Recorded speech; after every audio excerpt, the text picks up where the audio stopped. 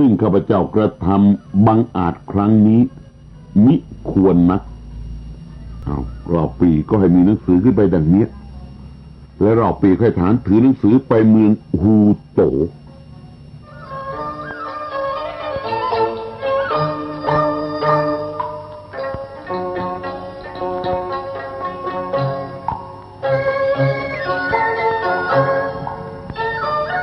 ฝ่ายโจโฉ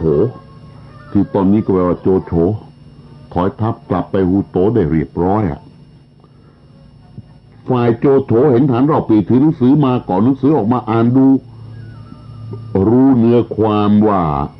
รอบปีตั้งตัวเป็นเจ้าดังนั้นก็โกรธแต่จากใจความของหนังสือเนี่ยถ้าจะว่าไปแล้วรอบปีไม่ได้ตั้งตัวเป็นเจ้าที่ปรึกษาทั้งปวงให้เป็นแล้วรอบปีก็บอกกล่าวไปที่ข้าพเจ้าทำการทั้งนี้มิควรนักเนี่ยหนังสือก็ว่าอย่างเนี้ยแต่ทีนี้ที่โจโฉใจเห็นน่ะโจเมงเตมิอาจจะเห็นตามตัวหนังสือนั่นได้ก็ต้องเห็นไปตามความที่ตนเห็นคือก็ต้องเห็นว่าเล่าปีตั้งตัวเป็นเจ้าสิโจโฉก็โกรธถึงกับด่าเล่าปีที่เรียกว่าไอ้ชาติท้อเสื่อขายมาตั้งตัวเองเป็นเจ้ากูจะกำจัดเสียให้ได้และโจโฉก็เอาหนังสือนั้นไว้มิได้บอกมิได้นำขึ้นกราบทูลพระเจ้าเฮียนเต้แต่อย่างใดโดยท่านเป็นใหญ่อยู่ในเมืองหลวงนี่หนังสือใครจะไปจะมาก็ต้องผ่านท่านทั้งนั้นละเอาก็เก็บหนังสือนั่นเสียเลยเก็บคำสั่งซะอย่างนั้นแหละแล้วก็สั่งให้ตระเตรียมกองทัพจะยกไปรบกับเล่าปีโฉโฉสั่งเตรียมทัพเลยและขณะนั้นบุคคลสำคัญละนะครับและสำคัญมากเสียด้วยในสามก๊กตอนต่อจากนี้ไปคือซูมาอี้ฝ่ายซูมาอี้จึงทูลว่า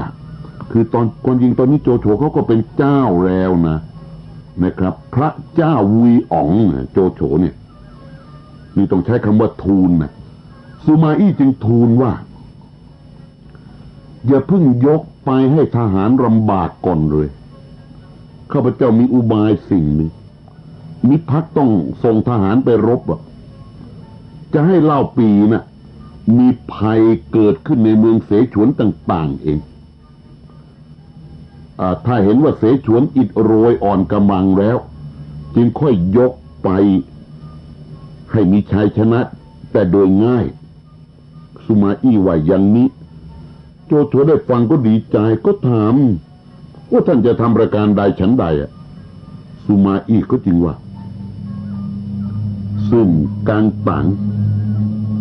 ซุ่มกวนยกน้องสาวให้เราปีนั้นควรที่เราจะยุยงซุ่มกวนให้มีความโกรธเล่าปีไปชิงเอาเมืองเก่งจิ๋วคืนจากเล่าปีเสียเล่าปีหรือจะให้โดยง่ายเมื่อเป็นเช่นนั้นทั้งสองฝ่ายเสฉวนกลางตังก็จะเป็นอริแก่กันแล้วจึงใช้คนดีมีฝีปากไปเกลี้ยกล่อมซุ่มกวนให้ยกเข้าตีเมืองเก่งจิ๋วครั้นรอบปีรู้ว่าซุ่มกวนตีเก่งจิ๋วก็จะยกฐานเมืองเสฉวนและเมืองฮันตงลงมาช่วยเมืองเก่งจิ๋วต่อภายหลังเมื่อกลางตังเสฉวนรบกันแล้วต่อภายหลังท่านจึงยกทหารไปตีเมืองฮันตงเมืองเสฉวนเล่าปีก็จะต้องเป็นธุระพวักพวนทั้งสองฝ่ายมิอาจจะให้กลับไปให้กองทัพกลับไปกลับมาเพื่อช่วยเหลือกันได้และเราก็จะได้ชัยชนะโดยง่ายนี่โจโฉฟังอุบายของซูมาอี้แล้วนี่ลึกซึ้งทีเดียวไม่มีใครได้คิดมาก่อนเลยโจโฉได้ฟังดังนั้นก็เห็นด้วยก็เขียนหนังสือแล้วก็ให้บวนธงถือหนังสือนี้ไปหาซุ่มกวนยังเมืองกังตังซูมาอี้เริ่มเดินกลหมากการเมือง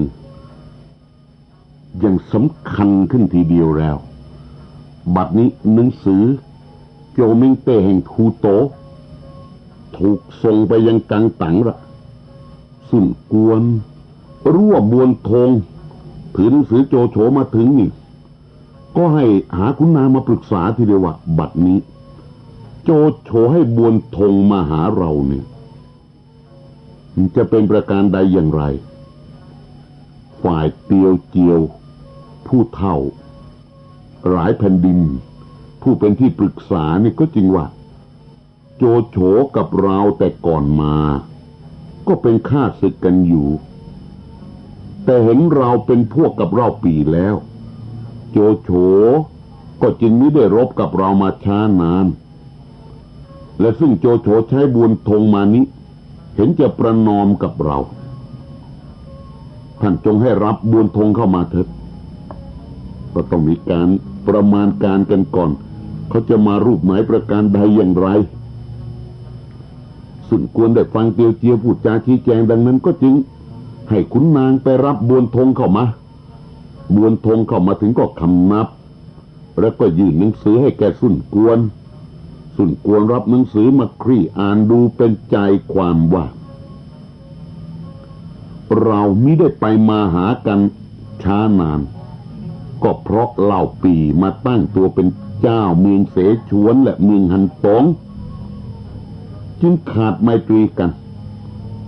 ถ้ากระไรก็ให้ท่านเร่งไปรบเอาเมืองเกงจิ๋วเถิดฝ่ายเราก็จะยกไปรบเมืองฮันตงและเมืองเสฉวนเหล่าปีก็จะภาวะผวังสองฝ่ายเห็นจะไม่อาจสู้เราได้ภายหลังเราค่อยแบ่งปันกันแล้วเราก็จะตั้งความสัตย์มิได้คิดเบียดเบียนกันเลยนี่หนังสือโจโฉมีมาเป็นความเนี่ยเอาสุนกวนได้แจ้งในหนังสือดังนั้นแล้วก็แต่งโต๊ะให้แกบวนทงกินโต๊ะเสร็จแล้วนี่เป็นธรรมเนียมประเพณีเขาแล้วก็ให้ไปอยู่นะกงกวนตึกรับแขกเมืองและสุนกวนก็ปรึกษาหารือกันระหว่างขุนนางทั้งปวงของตนว่าโจโฉมีหนังสือมาดังนี้ท่านทั้งปวงเห็นประการใดโกหยงก็จึงว่าซึ่งโจโฉว่ามาดังนี้ก็ชอบอยู่ควรเราจะรับคำให้บวนทงกลับไปบอกโจโฉให้ยกกองทัพไปตีกระหนาบต่อภายหลังเราก็ให้ทหารไปสอดแนมดูว่ากวนอูนี่จะทำประการใดอย่างไรแล้วจึงค่อยทำการกันต่อไปโกหยงแนะนำอย่างนี้คือว่ากันได้ชัดก็คือว่ามิสู้จะแน่ใจเหมือนกันหนังสือมีว่ามาอย่างนั้นเราจะทำดังนั้นเลยเนี่ยจะได้หรือไม่จะต้องดูก่อนนี่จะต้องดูก่อนให้ฐานไปสอดแนมดูก่อนจูกัดกินก็จึงว่าแกซุ่นกวนว่าข้าพเจ้ารู้ว่ากวนอูซึ่งตั้งอยู่ณเมืองเกงจิ๋วนั้นเล่าปีก็ขอเมียให้แก่กวนอูจนเกิดบุตร2 คนเป็นหญิงคนหนึ่งชายคนหนึ่งอันบุตรหญิงกวนอูนั้นก็ยังหาสามีมิได้ข้าพเจ้าจะขอเป็นพ่อสื่อไปขอบุตรหญิงกวนอูให้แก่บุตรท่านถ้ากวนอูยอมให้แล้วเราก็จะคิดการกับกวนอูไปกำจัดโจโฉเสียแต่ถ้ากวนอูไม่ยอมให้เราก็จะช่วยโจโฉ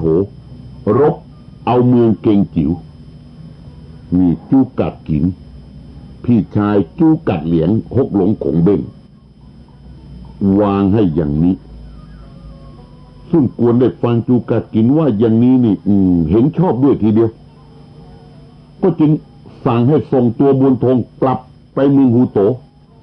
แล้วให้จูกัดกินเนี่ยไปเมืองเกงจิ๋ว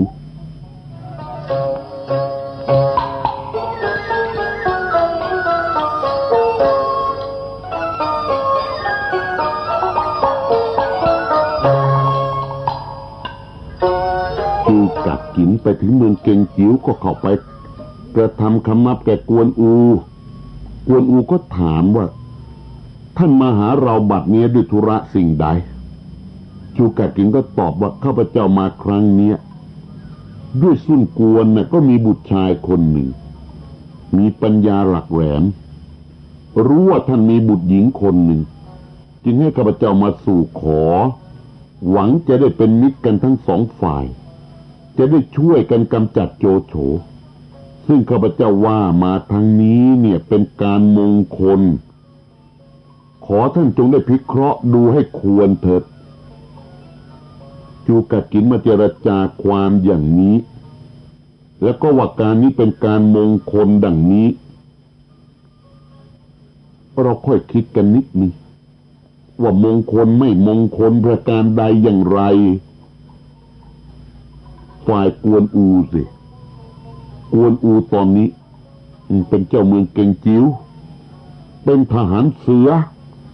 เป็นน้องร่วมสาบานเล่าหยวนเต้ปีซึ่งตอนนี้เป็นเจ้าเมืองเสฉวนเป็นเจ้าฮันตงแล้วนี่ยังไรก็ตามเถอะกวนอูเนี่ยได้ฟังจูกัดกินมากล่าวสู่ขอบุตรสาวนี้ก็โกรธทีเดียวก็จริงว่าอันบุตรของเรานี้เป็นชาติเชื้อเหล่าเสือไม่สมควรจะให้แก่สุนัขท่านมาว่าดังนี้เนี่ยถ้าเราไม่คิดเห็นแก่หน้าขงเบ้งน้องท่านแล้วก็เราจะฆ่าท่านเสียทีเดียวอย่าได้ว่าไปอีกเลยนี่กวนอูว่าเท่านั้นแล้วค่อยทหารขับจูกัดกินออกไปเสียจูกัดกินนี่เห็นกวนอูโกรธเอาง่ายๆอย่างเนี้ยก็ตกใจกลัวแต่ครั้งก่อนนู่นก็ทีหนึ่งแล้วมาขอเมืองกวนอูก็โกรธเอาหนักนี่บัดนี้มาพูดดีๆพูดการมงคลเนี่ยกวนอูก็โกรธเอาง่ายๆอย่างนี้ให้ฐานขับออกมาเลยเนี่ย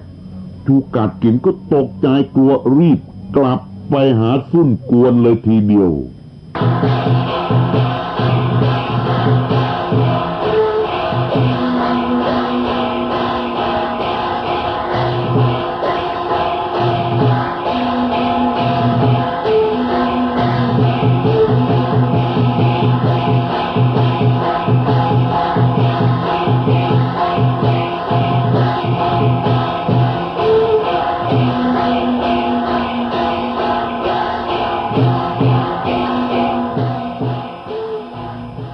จูกัดกิ๋ว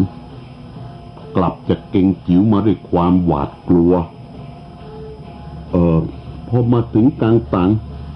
ก็เข้าไปหาซุ่นกวนก็ต้องบอก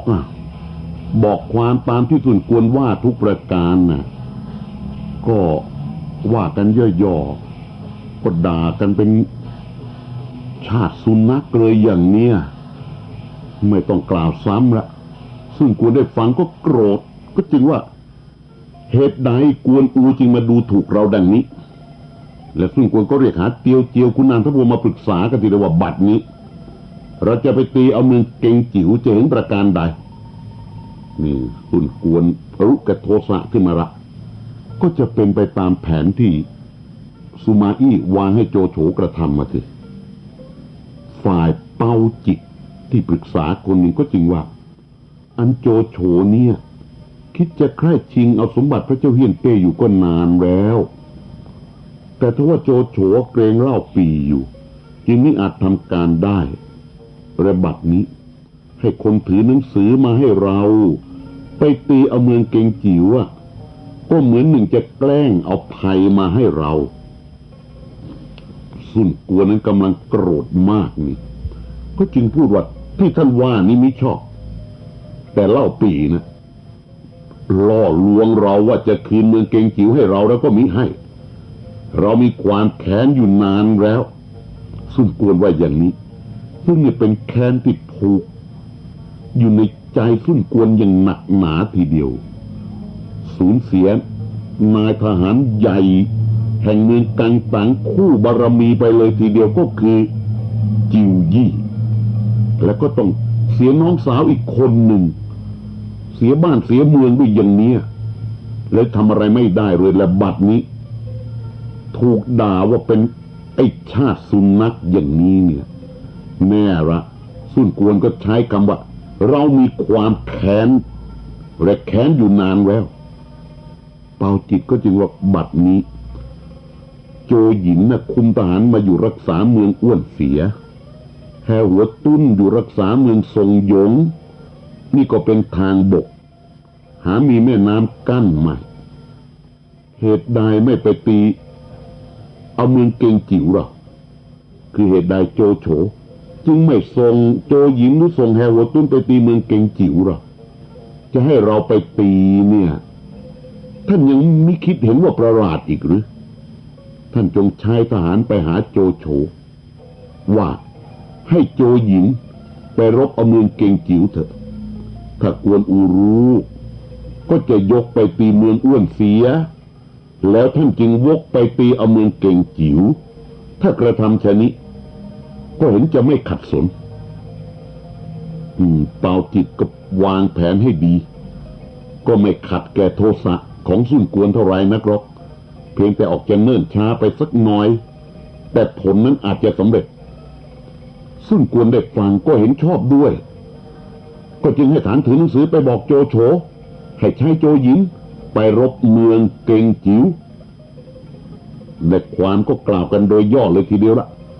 ว่าโจโฉได้หนังสือนั้นก็มีความยินดีก็ให้บวนธงไปช่วยราชการเป็นที่ปรึกษาโจหญินซึ่งตั้งอยู่ในเมืองอ้วนเสียนั้นและโจโฉก็ตอบหนังสือไปถึงซุ่นกวนว่าถ้าดังนั้น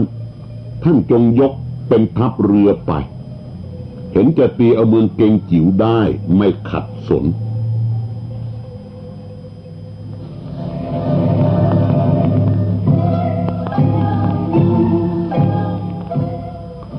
แผนการเข้าตีเมืองเกงจิ๋วของกวนอูผู้ลืมคาถารักษาเมืองที่ท่านอาจารย์ฮกหลงขงเบ้งจูกัดเหลียงให้ไว้เนี่ยกวนอูลืมคาถาสำคัญนี่เสียแล้วคือว่าถ้ากังตังมาคือซุ่นกวนมาให้ผูกไมตรีไว้ถ้าโจโฉมาด้วยประการใดอย่างไรก็ตามรบลูกเดียวกวนอูลืมคาถานี้ไปทีเดียวได้ตัดไมตรีจากเมืองกังตังสิ้นเชิงชนิดบัดนี้เกงจิ๋วกำลังตกอยู่ในสถานการณ์ย่ำแย่ทีเดียวข้างฝ่ายเล่าปีซึ่งเป็นเจ้าเมืองฮันตงอ๋องเล่าปีซึ่งเป็นเจ้าเมืองฮันตงก็สั่งการให้อุยเอียนคุมทหารไปตั้งอยู่ในเมืองเสฉวนตรวจตรามิได้ขาดคือตอนนี้มาอยู่ฮันตงแล้วเพราะเสฉวนอยู่ไกลขึ้นไปหมายความว่าไกลจากฮูโตไกลจากกังตังขึ้นไปอีกเนี่ยเล่าปีก็ส่งอุยเอียนขึ้นไปรักษาส่วนเล่าปียกกองทัพกลับมาเมืองเสฉวนแล้วก็ให้สร้างวัดและจัดแจงบ้านเมืองบริบูรณ์แล้วก็ให้นามเมืองใหม่ให้ชื่อว่าเมืองเซงโตแล้วก็จึงให้ปราดเตรียมซ่องสุมตะแกล้วทหารเครื่องศาสตราอาวุธที่จะทำสงครามพร้อมทุกประการฝ่ายทหารที่ไปเที่ยวสอดแนมก็เป็นธรรมดาดังกล่าวแล้วหัวเมืองใหญ่หัวเมืองโตนี่จะต้องส่งทหารออกไปคอยทราบข่าวของเมืองต่างๆอยู่ตลอดเวลาโดยเฉพาะบ้านเมืองที่เป็นศัตรูคู่ศึกกันด้วยแล้วก็จะต้องรู้ข่าวรู้คราวล่ะผู้ทำหน้าที่นี้เมื่อได้ข่าวก็นำข่าวมาแจ้งแก่เราปีว่าข้าพเจ้าได้ยินว่าโจโฉกับซุ่นกวนคิดกันจะยกกองทัพไปตีเอาเมืองเกงจิ๋วนี่คือข่าวรายงานสั้นๆมาถึงเราปีชนิดเราปีครั้นรู้ดังนั้นก็ปรึกษากับขงเบ้งว่าซึ่งโจโฉจะยกไปตีเมืองเกงจิ๋วนั้นเห็นว่าจะจริงหรือประการใดขงเบ้งก็จึงว่าข้าพเจ้าคิดเห็นว่าโจโฉจะต้องยกมาจริงด้วยบัดนี้โ โจโฉซุ่นกวนก็เท่าว่าเป็นพวกเดียวกันแล้วแล้วก็มีคนดีที่ปรึกษามากจะให้โจโฉ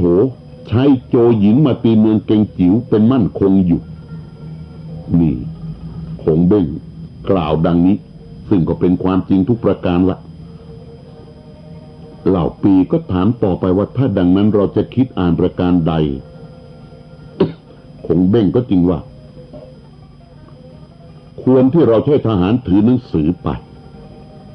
ตั้งกวนอูให้เป็นทหารเสือที่เอกนี่คือตั้งเป็นทหารเสือกันหมดแล้วกวนอูเตียวหุยจูล่งฮองตงพวกนี้เป็นฮองตงม้าเฉียวด้วย5 คนเป็นทหารเสือทั้งหมดแล้วแต่บัดนี้ให้ตั้งกวนอูขึ้นเป็นทหารเสือที่เอกทหารเสือที่1เลย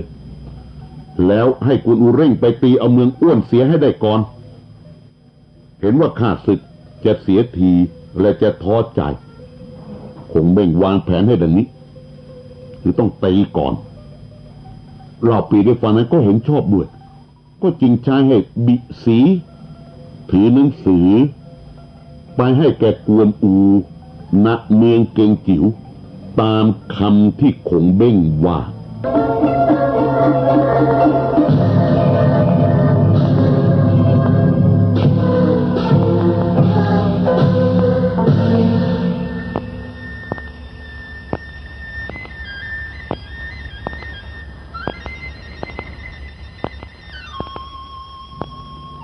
ฝ่ายกวนอูครั้นรู้ว่าบิสีมาจากเสฉวนนี่ค่อยคนไปรับเข้ามาให้นั่งณที่สมควรได้เคารพกันตามประเพณีแล้วก็ถามว่าท่านมานี้ด้วยเหตุประการใดบิสีก็ตอบว่าพระเจ้าเหล่าปีนี่ไงตอนนี้เป็นพระเจ้าเหล่าปีแล้วพระเจ้าเหล่าปีให้ข้าพเจ้าถือตรามาตั้งท่านให้เป็นทหารเสือที่เอกให้เป็นทหารเสือที่เอกกวนอูก็จึงถามว่า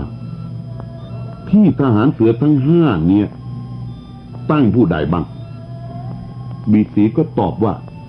คือท่าน1เตียวหุย1จูล่ง1ม้าเฉียว1ฮองตง1เป็น5กวนอูได้ฟังนั้นก็โกรธอีกทีเดียวละก็จึงว่าเตียวหุยก็เป็นน้องของเราจูล่งเราก็ติดตามพี่เรามาช้านานแล้วก็เหมือน1เป็นน้องของเราฝ่ายม้าเฉียวนั้นเราเป็นชาติเชื้อตระกูลอยู่นี่คุณอูยอมรับคนเหล่านี้หมดนะครับเตียวหุยนี่แน่นอนละจูล่งนี่คุณอูเนี่ยนับถือฝีมือจูล่งมากส่วนม้าเฉียวนี่ก็เป็นผู้มีชาติเชื้อตระกูลก็ม้าเท่งท่านเป็นเจ้าเมืองมาก่อนถือว่ามีเชื้อมีตระกูลแต่ฮองตงคนนี้เป็นแต่เชื้อพลทหารชาติต่ำและเป็นคนแก่ชราหาควรจะตั้งให้เสมอด้วยเราไม่ซึ่งมีตรามาดังนี้เรายังหายอมไม่ก่อนคือไม่ยอมรับนี่กวนอูเป็นดังนี้เรามาคิดกันให้ดีบิสีได้ฟังกวนอูพูดอย่างนี้ก็หัวเราะแล้วก็จึงว่าซึ่งท่านโกรธว่ากล่าวดังนี้มิชอบด้วยประเวณีก็มีมาแต่ก่อนเมื่อครั้งเสียวโหและโจฉำซึ่งทำราชการด้วยพระเจ้าฮั่นโกโจมาก็เป็นที่ชอบพระทยาศัยครั้นอยู่มาฮั่นศิลป์ซึ่งอยู่ด้วยพระเจ้าชอปาอ๋องแต่พระเจ้าชอปาอ๋องน่ะไม่นับถือฮั่นศิลป์ว่าฮั่นศิลป์เป็นคนตระกูลต่ำฮั่นศิลป์จึงหนีมาเป็นข้าทหารทำราชการด้วยพระเจ้าฮั่นโกโจคุมทหารไปตีเอาเมืองพระเจ้าชอปาอ๋องได้พระเจ้าฮั่นโกโจก็ยังปูนบำเหน็จตั้งให้เป็นขุนนางอันมียศไปกินเมืองเจ๋ฮั่นศิลป์นั้น มียศศักดิ์มากกว่าเสียวโหโจฉำซึ่งเป็นข้าหลวงเดิมนั้นเสียอีกเสียวโหโจฉำก็มิได้มีใจคิดอิจฉากันนี่บิสีกล่าวความมาดังนี้ทีเดียวและซึ่งท่านกับเล่าปีก็ได้ปฏิญาณเป็นพี่น้องกันตัวท่านก็เหมือนพระเจ้าเล่าปีซึ่งตั้งแต่งมาเนี่ยขอท่านจงเห็นแก่ราชการเถิดอย่าถือเลยจงรับเอาตราตั้งนี้ไว้เถิดนี่บิสีพูดจาว่ากล่าวมาดังนี้ถ้าจะว่าไปแล้วถ้าจะพูดกันแบบให้โกรธกันเลยทีเดียวเนี่ยก็ต้องพูดว่าอวนอูท่านอย่าอิจฉาฮองตงเลยแต่บิสีไม่ได้พูดเช่นนั้นยกเรื่องราวทั้งสิ้นมาประกอบและก็ยกให้เห็นว่าเสียวโหโจฉำซึ่งเป็นขุนนางคนสนิทของพระเจ้าฮั่นโกโจมาก่อนน่ะก็ยังไม่อิจฉาฮั่นศิลป์คนต่ำสกุลนั้นเลยแล้วกวนอูท่านใหญ่เราจึงมีใจอิจฉาเขาฉะนั้นแต่บิสีก็ไม่ได้พูดอย่างนี้เพียงแต่พูดให้กวนอูคิดขึ้นเองนี่เราปีส่งคนมาถูกเรื่องทีเดียวบิสีพูดจาชี้แจงได้อย่างดีกวนอูนั้นก็จริงว่าแต่แรกเราหาทันคิดไม่ต่อท่านมาว่าดังนี้เราจึงคิดขึ้นได้ถ้าหาไม่เราก็จะได้ความผิดกวนอูยอมรับแล้วก็รับเอาตราตั้งไว้เมื่อกวนอูรับตราตั้งนั้นแล้วบิสีก็หนังสือรับสั่งของพระเจ้าเหล่าปีออกแจ้งแก่กวนอูอีกฉบับหนึ่งว่าพระเจ้าเหล่าปีให้ท่านยกทหารไปเอาเมืองอ้วนเสียให้ได้กวนอูก็รับทำตามรับสั่งก็จึงใช้เปาสูหญิงและบิฮองสองนายเนี่ยคุมทหารเป็นทัพหน้าไปตั้งอยู่นอกเมืองเกงจิ๋วให้พร้อมกันแล้วก็จึงให้พนักงานแต่งโต๊ะมาให้บิสีผู้มาจากเสฉวนกินแล้วก็เลี้ยงดูกันอยู่จนเวลายามเสร็จได้มีผู้เข้ามาบอกว่ากองทัพหน้าซึ่งให้ออกไปตั้งอยู่นอกเมืองเกิดเพลิงไหม้ขึ้นแล้วเกิดเหตุขึ้นเช่นนี้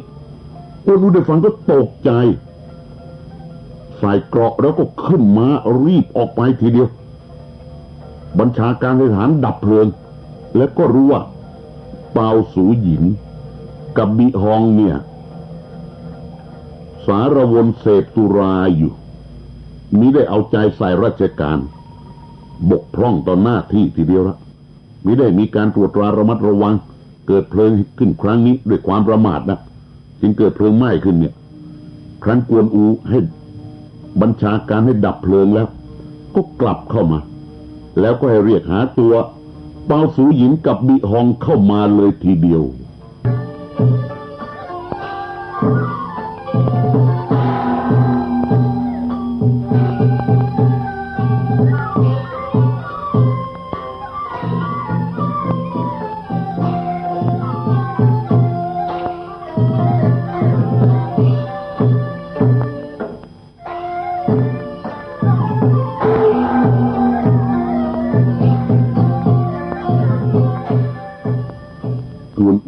ให้เอาบุคคลทั้งสองเข้ามา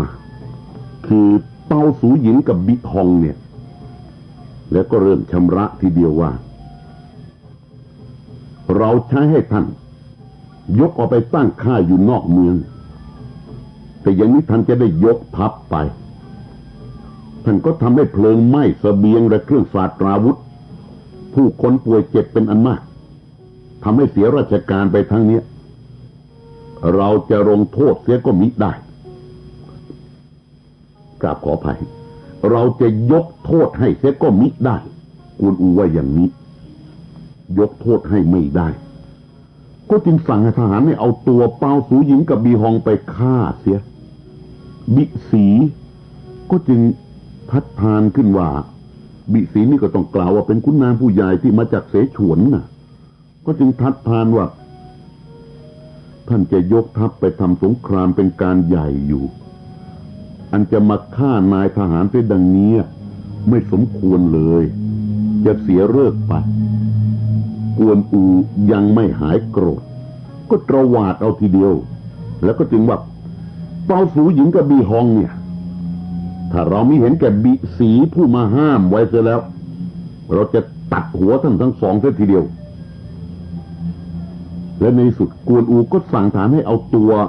คนทั้งสองเนี่ยไปโบยเสียคนละ40 ทีแล้วให้ถอดออกเสียจากที่แม่ทัพกองหน้าถอดตำแหน่งถอดยศถอดตำแหน่งแต่ก็ยังให้บีฮองเนี่ยไปอยู่รักษาเมืองลำกุน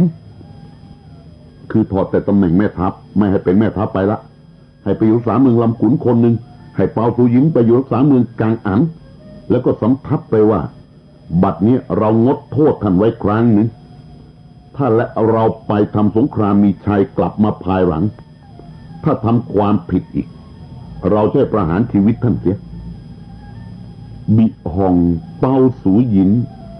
ได้ความอัปยศแก่ฐานทั้งปวงยิ่งนักแล้วก็ด้วยความกลัวก็ต้องไปตามคำสั่งของกวนอู